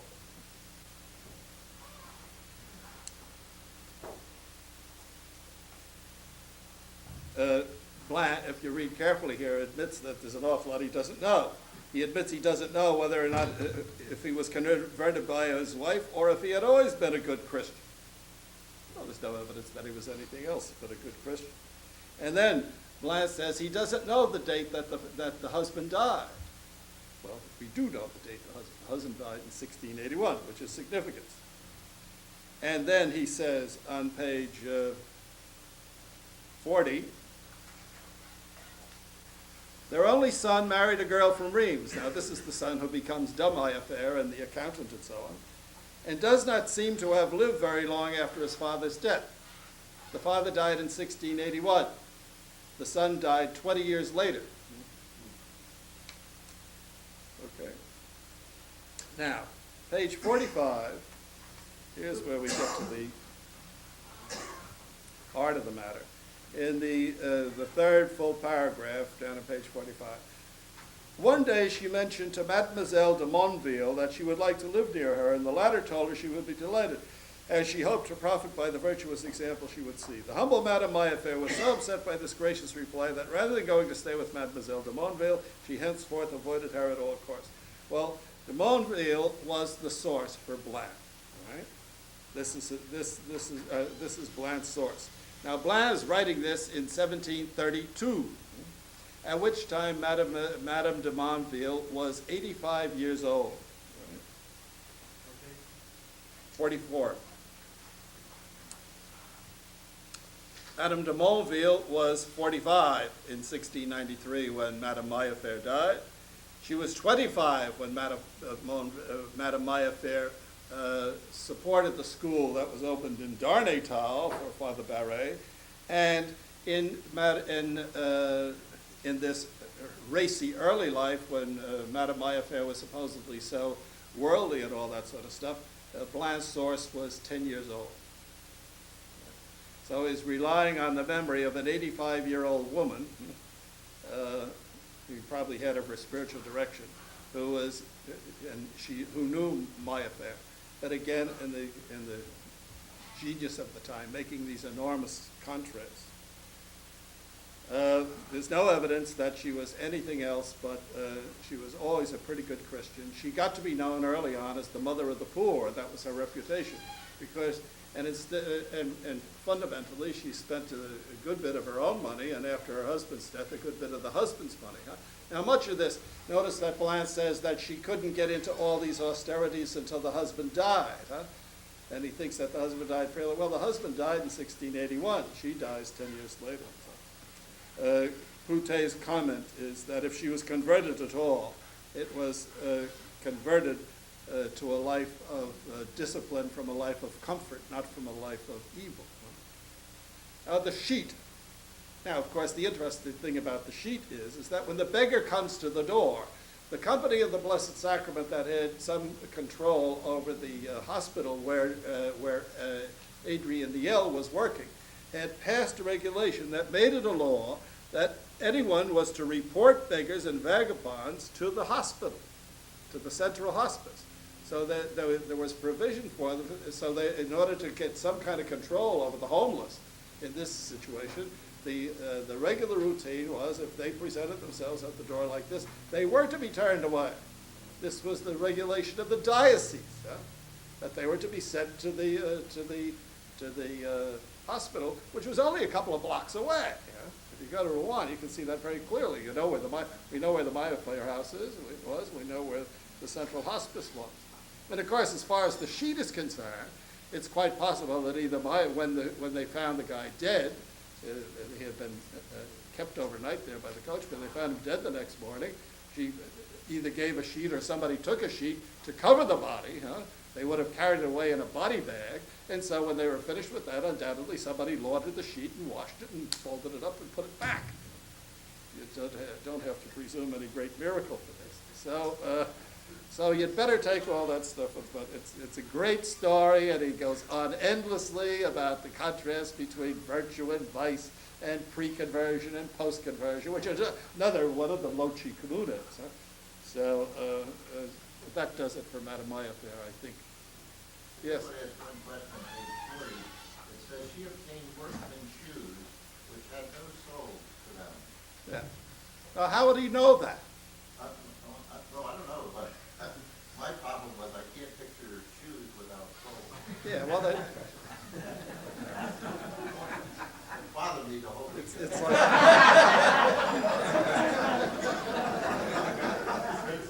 Well, I suppose the only thing you can imagine is that the soles had worn out or fell out, or that the maybe soles that were not intact, like Adlai Stevenson with a big hole in the middle of them, or something like that. But see, those are all examples, typical examples to show if a person goes whole hog for this business, they have to go all the way. And but that comes up a couple of times. He uses it twice, I think, doesn't he? 2 or 3 times. Yeah. Your imagination is as good as mine as to how she could walk around with those shoes. But that's the old business too, of putting, when you have regular shoes, putting pebbles in them and so on and so forth, so that your feet wouldn't be comfortable. Anything else on Madame Maya? Why does he portray her in this way? It's rhetoric. It's just rhetoric. I think apparently there was some reputation that she moved over the course of her life. She got engaged with the poor, and she became increasingly pious and lived more simply, as we would say today, and all of that sort of stuff. And here he's got this senile old lady who's reminiscing about this gal that she knew, and between the two of them, their imaginations get working overtime. I think that's the best explanation, because he does the same thing all the time with the founder. You have to be that's what happens when with rhetoric, especially if you're trained in rhetoric as an orator, as a religious orator.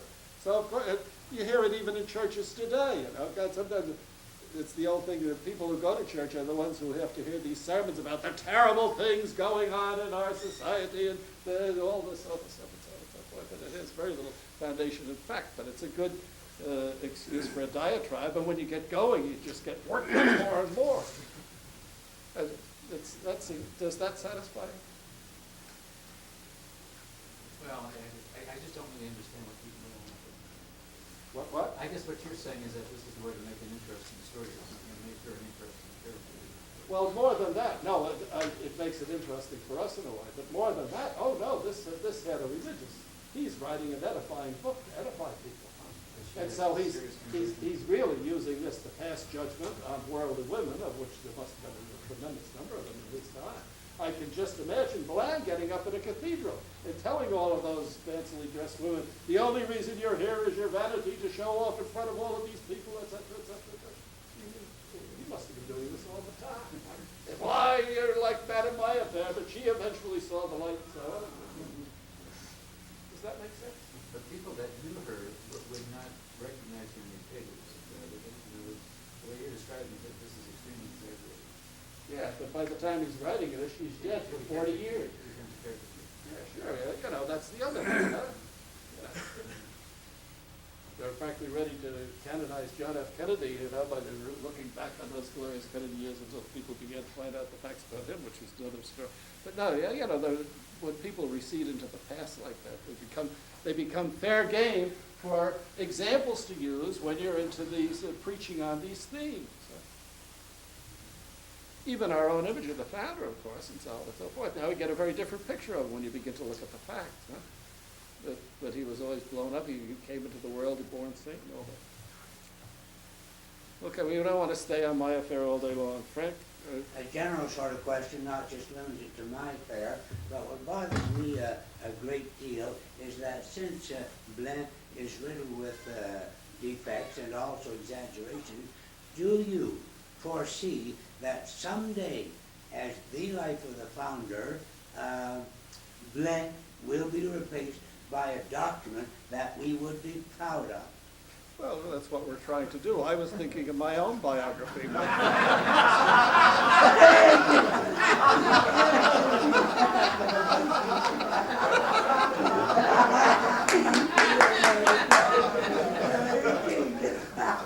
Okay, so she sends Adrian Niel to Reims, all right? And he comes with this 14-year-old. Now this interests the hell out of me. This is the 5th time I've gone through this thing, and this is the first group. Well, it's practically unanimous. You're all interested in what's this business with the 14-year-old? Yeah. And that question never arose prior to this year. Isn't that interesting? You see how conditioned we are by historical circumstance. Never occurred to anybody over all of those years that there was anything the least suspicious about Adrian Niel coming to Reims with the 14-year-old. We know nothing about this kid or what became of him or anything. He may have been probably formed part of that first group. He may have been one of those who left and went back to Rouen. He may have been one of the ones who stayed. I don't think we really know, do we, Gus? No, but it would not be uncommon for a youngster to be teaching in school. Yeah. Some of the brothers actually came in at the age of 13 and 14, maybe after, because they're teaching 7-year-olds. No, and I was only 7 years older than Luke when I was teaching him. And of course, the other thing is that let's not forget that Niel was the head of a group of volunteer laymen in Rouen who were willing to help him work with the schools, and some of them could have been very young. The only problem I have with that 14-year-old thing with regard to the custom of the time, which would be one answer, is that when the founder finally gets going and the 13 and 14-year-olds present themselves, he doesn't put them into class right away. He puts them in a separate category, and that was the first junior, which we'll come to. Okay, but here's Niel in Rouen, but he's already got this group of volunteer laymen trying to work.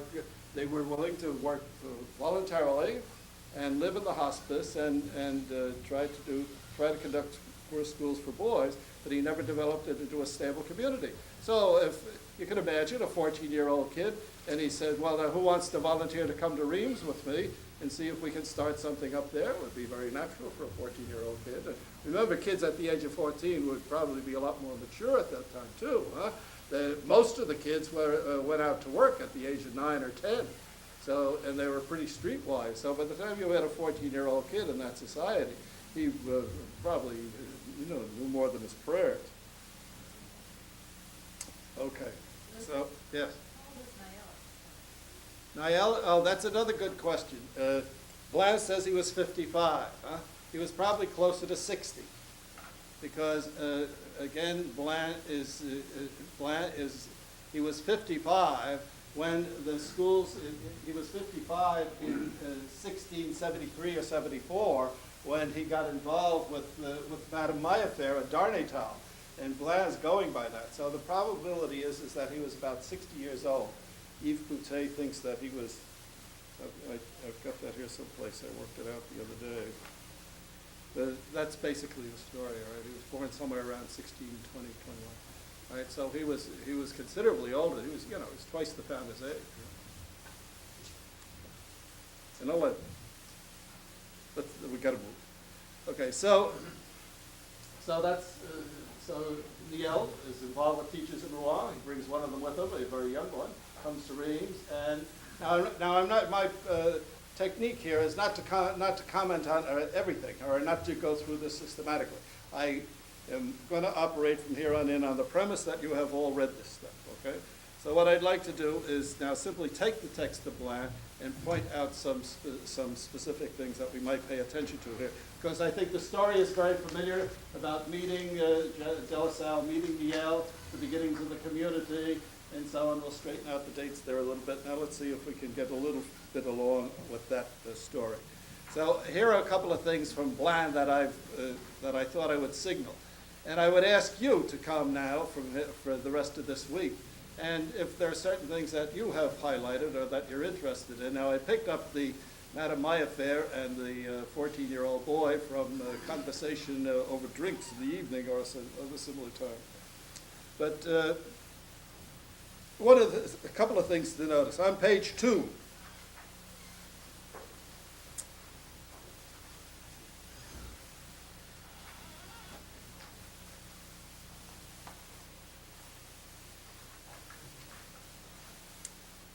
now wait a minute, what's wrong here? Oh.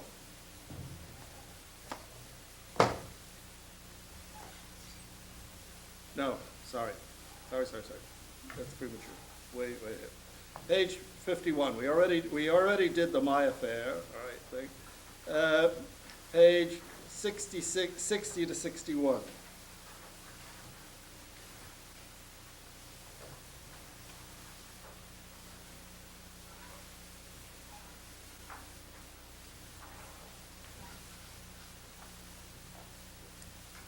Notice on the bottom of the very bottom line at 60 and the top of 61. Bland has this in quote marks, all right, in the original French, and set off to some extent from the rest of the text. And you can be pretty sure that those paragraphs come from the memoir of De La Salle himself, right? And of course, these quotations, you've seen them many, many times. They've been pulled, but you can be pretty sure that here's the founder's own way of expressing what was going on. It was by these two events. Now, it's interesting that in his memoir, the founder picks these two events, meeting Adrienne Niel and the proposal by this lady, Madame de Croyer, the second school, the woman who had all the bucks and was getting ready to die and didn't trust Niel and brought the founder in. So it was the second school, really, that that's when he began to get interested. He's really not that interested with the first one. Meeting Niel, all right, that's the first one in a way. Huh? But then the second one, that's when he began to get hooked. Prior to this, never gave them a thought. The suggestion had been made before. Roland's friends tried to get him involved, but never made any impression and never thought of carrying it out. And then that second one about his valet, his social attitude towards the teachers, and then that famous one about God guiding people very one step at a time. So that's a very precious quote from the founder. And even though that memoir has been lost, there's no question that that's fundamental. And it's from the founder himself. Page 66. Now, in Bland's account of this, he mixes things up pretty badly in terms of the dates, and it's a little difficult to reconstruct this. And on page 66, in chapter 10, the second paragraph, he says, at first De La Salle did not bring the masters to live in his house. He limited them to inviting them to come for meals so he could begin to regulate their actions. So on. Then if you look over on page 67, right at the very bottom, meantime, the schoolmasters continued from Easter to the Feast of John the Baptist on June the 24th to live the type of regular life they had begun in his house. So now, what Bland is confusing here is and it's a little, you can't be really sure, but Michel Sauvage thinks and uses, and I picked it up in the prologue to the biography, that probably it was Easter. And I like to dramatize a little bit on my own in that book with the prologue, that it might have been the result of some of his Lenten reflection. But it was probably Easter in 1680 that he invited the men to come to his house for meals. It was in December 79 that he hired a house for them next to his own. If you've got the map handy there. You can see this a little better than the one in the other thing. You see the look at the top, St. Marguerite, his second home, that's where he lived, and right across the street is probably where he had the schoolmasters living. So he rented that house, but he rented it for a year and a half. Huh? That's one of the things that helps us get the date straight. So a year and a half would mean that the lease was up in 81. Right? So they were living in that house across the street until 81. But prior to that, he brought them into his own home for their meals. In the beginning, he had the meals sent over to them to their house. But then he finally decided that it's time they learned how to eat them with a knife and fork, so he brought them in and set them down at his own table. And remember, the only people living him at that time were his three brothers. They were the only people in the house.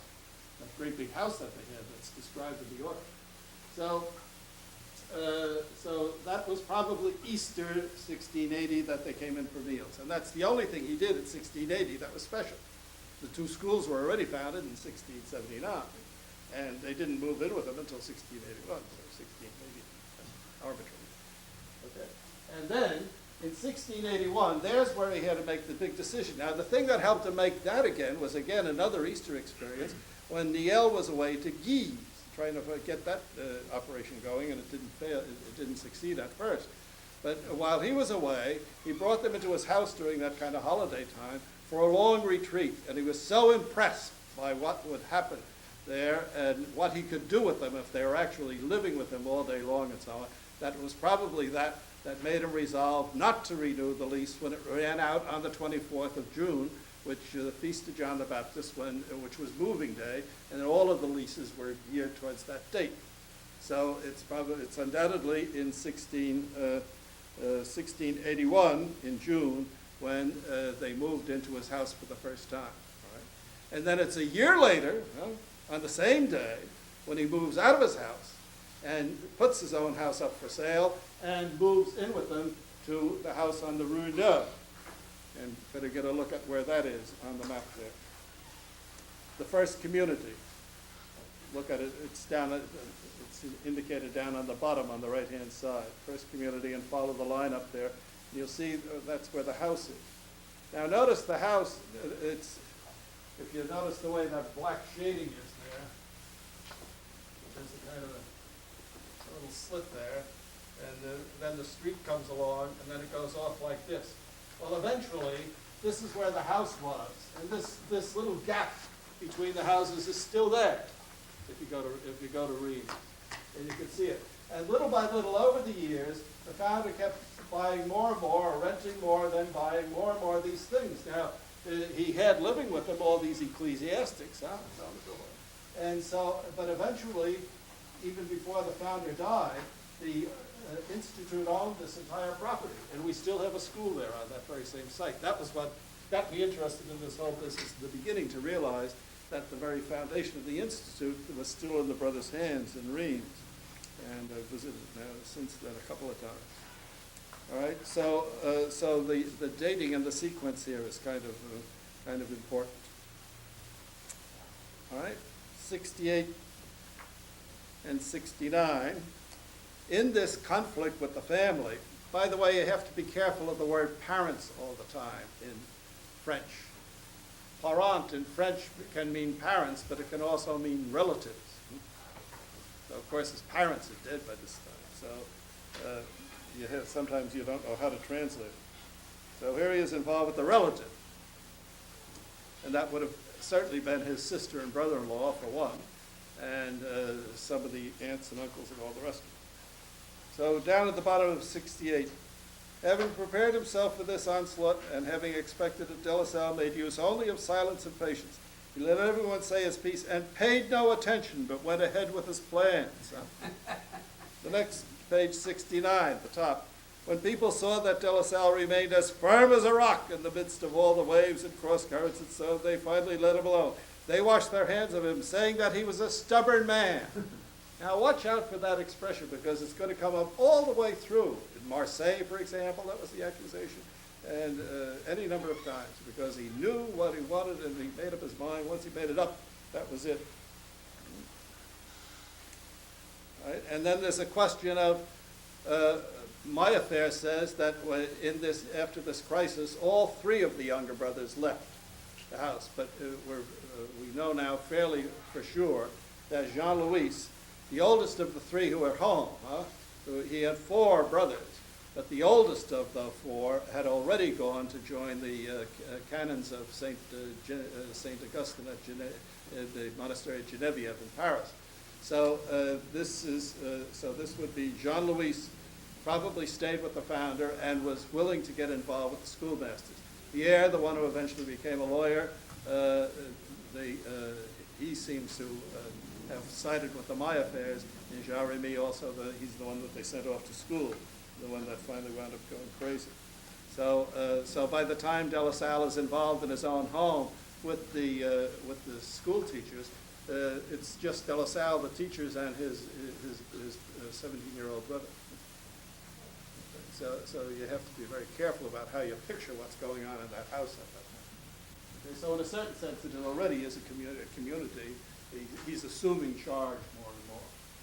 Okay, so we've got the community established, and it's time to quit, and some people have other things to do very quickly and immediately. So we'll see you next time. We'll pick up from there. But make sure from now on you have the Blanc with you, and as long as we're in Reims, bring the Reims map with you.